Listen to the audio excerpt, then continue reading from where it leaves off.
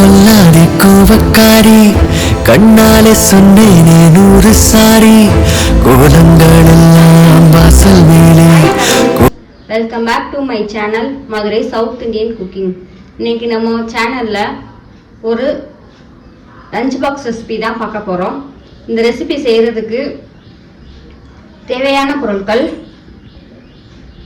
1/4 teaspoon பெருங்காயத்தூள், 1 teaspoon sambar பொடி, 1 துண்டு இஞ்சி, 5 வெள்ளைப்பூடு, 3 பச்சை மிளகாய், 1 கப் பெரிய வெங்காயம், 1 கப் சின்ன வெங்காயம், 3 தக்காளி. எந்த கப்பில் நீங்கள் அரிசி அளந்தீங்களோ அதே கப்பில் பருப்பையும் அளந்துக்கோங்க. ரெசிபி நம்ம லேசியாக இருக்கிற நேரத்தில் சிம்பிளாக செஞ்சு முடிச்சிடலாம். இந்த ரெசிபி செய்கிறதுக்கு 10 நிமிஷம் இருந்தால் போதும். வாங்க எப்படி செய்யலான்னு பார்க்கலாம் ஃபேமிலிஸ். பருப்பையும் 20 நிமிஷத்துக்கு முன்னாடி ஊற வச்சுக்கோங்க. இப்போ வாங்க எப்படி செய்யலான்னு பார்க்கலாம். குக்கர் வச்சுக்கலாம். குக்கர் சூடாகவும்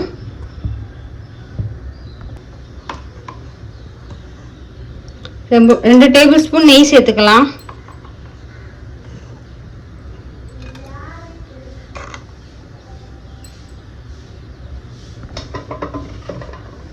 ரெண்டு டேபிள் ஸ்பூன் எண்ணெய் சேர்த்துடலாம்.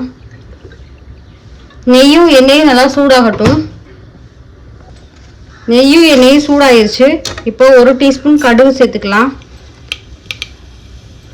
கடுகு பொரியவும் 1 டீஸ்பூன் சீரகம் சேர்த்துடலாம்.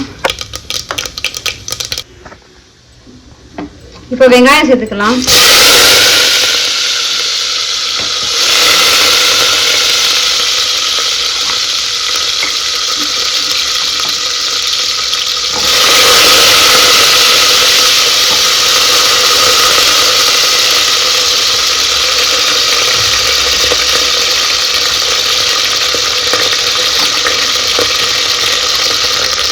வெங்காயம் நல்லா வதங்கவும் தக்காளி சேர்த்துடலாம்.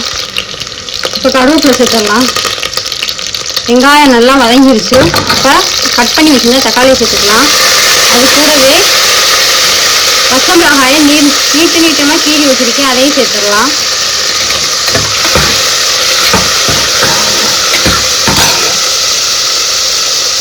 வெங்காயமும் தக்காளி வதங்குறதுக்கு 1 ஸ்பூன் உப்பு சேர்த்துடலாம். நாம் எடுத்து வச்ச இஞ்சியையும் வெள்ளைப்பூடையும் ஒரு உரலில் தட்டி எடுத்துக்கோங்க.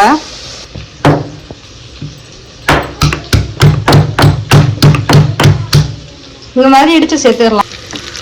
இடித்த இஞ்சியையும் பூண்டையும் அதில் சேர்த்துடலாம்.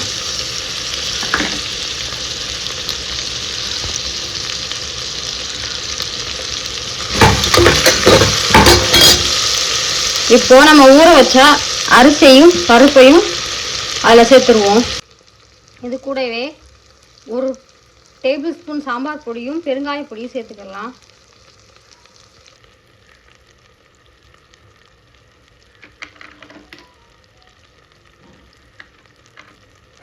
நல்லா வதக்கிடலாம்.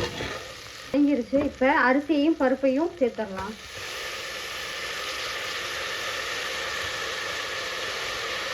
போய் அதில் சேர்த்தாச்சு. நீங்கள் இப்போ தண்ணி சேர்த்துடலாம். நீங்கள் எந்த டம்ளர் அரிசியும் பருப்பையும் அளந்து எடுக்கிறீங்களோ அதே டம்ளருக்கு 5 டம்ளர் தண்ணி ஊற்றிக்கோங்க. இந்த சாப்பாடு நல்லா குழைவாக இருந்தால் தான் நல்லாயிருக்கும்.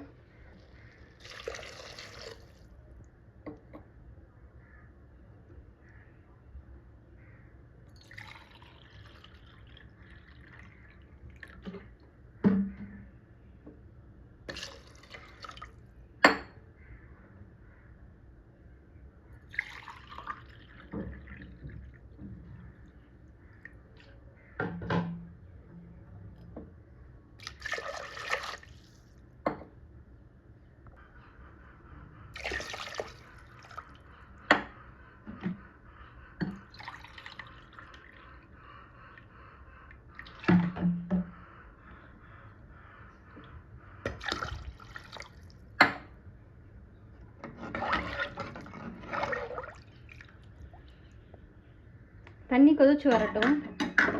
இந்த ஸ்டேஜில் உப்பு செக் பண்ணிக்கோங்க. உப்பு பத்தலைன்னா சேர்த்துக்கோங்க.